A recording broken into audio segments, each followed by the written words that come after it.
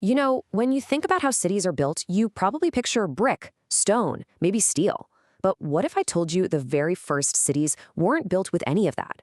They were built with something much more fundamental: water. This is the story of how learning to control water didn't just help people survive, it literally created civilization as we know it. So let me ask you this. Imagine you live in a place that is scorching hot and gets pretty much zero rain for months on end. How on earth do you grow enough food, not just to survive, but to build a community, a town, a whole city? Well, that was the exact problem that the world's very first farmers had to solve. The story starts here, in a place we call the Fertile Crescent.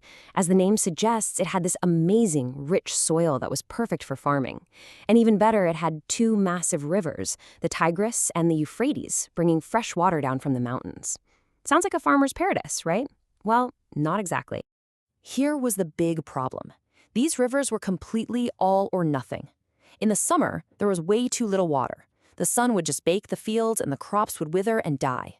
But in the spring, snow melting up in the mountains would send a sudden, raging flood downstream that could wash away absolutely everything: your farm, your home, all of it. The very thing they needed to live was also their single greatest threat. So faced with total destruction every single spring, they had to do something. Their first goal was just to survive the floods, and their solution was one of the biggest construction projects in early human history, all based on a pretty simple idea. If a flood is coming, you build a wall. These walls are called levees. They were these massive barriers built entirely by hand along the riverbanks, packing together mud, straw, and stones. Think of them like long man-made hills designed to hold back the river when it got angry. This was one of the first times humans ever tried to control nature on such a huge scale, and it meant whole communities had to work together.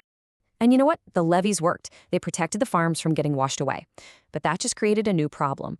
All that precious, life-giving floodwater was now just rushing right past them and out to sea.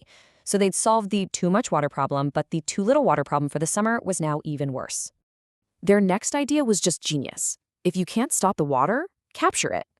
They started digging these enormous holes in the ground right next to the river, called basins. You can think of them as giant open-air water tanks for farming.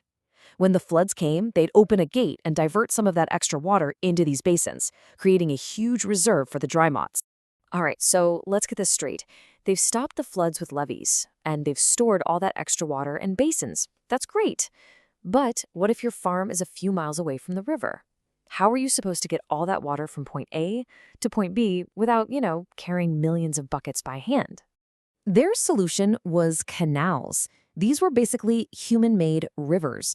Teams of workers would dig these long ditches that connected the storage basins to the fields. And here's the truly brilliant part.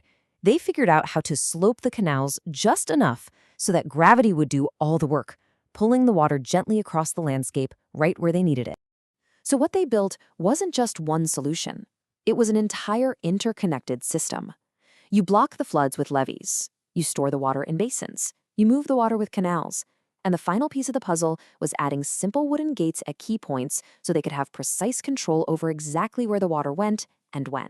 Now, this massive system of canals was amazing for the big main fields. But what about a smaller garden? Or what if your field was on a slight hill, just a little bit higher than the canal? For these trickier jobs, they needed a more personal piece of technology. So they invented this, the shadoof. It's basically a seesaw. On one end, you have a heavy counterweight made of rock or mud.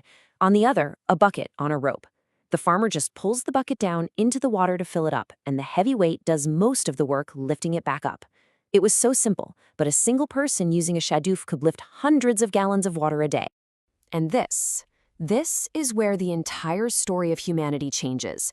This complete irrigation system, the levees, the basins, the canals, it was so effective that it created something brand new in human history. For the first time ever, people could reliably grow way, way more food than they needed just for their own families. This idea is called a surplus. It's such a simple concept, just having extra, but it is the single most important ingredient for building a complex society.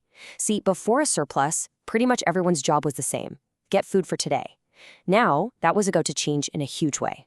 With all this extra food, not everyone had to be a farmer anymore. For the first time, people could specialize. They could become professional builders, or potters who made clay jars, or weavers who made cloth. And since all these specialists needed to be near each other to trade goods and services, they all started to gather in one place. And those gatherings, they became the world's very first cities. You might think that's the happy ending to the story, but it really wasn't that simple. Their brilliant solution to one problem ended up creating a bunch of new problems, and these were slow, sneaky ones that threatened to undo everything they had built. Okay, problem number one was silt. The river water was full of this fine mud and sand. As the water flowed slowly through the canals, this mud would settle at the bottom. Over time, it would build up and clog the canals completely. This meant that every single year, people had to do the backbreaking work of digging out all that heavy, wet mud just to keep the water flowing. It was a job that never, ever ended. But there was a much more dangerous, almost invisible threat: salinization. You see, the river water had tiny amounts of salt dissolved in it. When that water sat on the fields and evaporated under the hot sun, the water was gone, but the salt was left behind. Year after year, the salt built up in the soil, slowly poisoning it, until key crops like wheat just couldn't grow there anymore. They had to switch to hardier crops like barley, but even that was just buying them time. So now they had this massive, complicated system to manage. Who decides when it's time to clean out the canals? Who makes sure every farmer gets a fair share of water?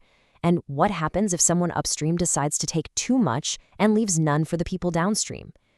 To solve these kinds of social problems, they needed a whole new type of invention: large-scale organization. And this is the final and maybe the most incredible consequence of controlling water. People needed leaders to manage the system. Well, those leaders became the first governments and kings. To pay for the canal repairs, they collected taxes, usually in the form of surplus grain. And to settle fights over who got how much water, they created the world's first written laws. The entire structure of a modern state was basically born from the need to manage a ditch full of water. So when we look back, it's pretty clear these people weren't just farmers. They were pioneers. They were brilliant engineers who looked at a hostile desert world and figured out how to turn it into a garden. They were faced with a world of floods and droughts, and they completely remade it to suit their needs.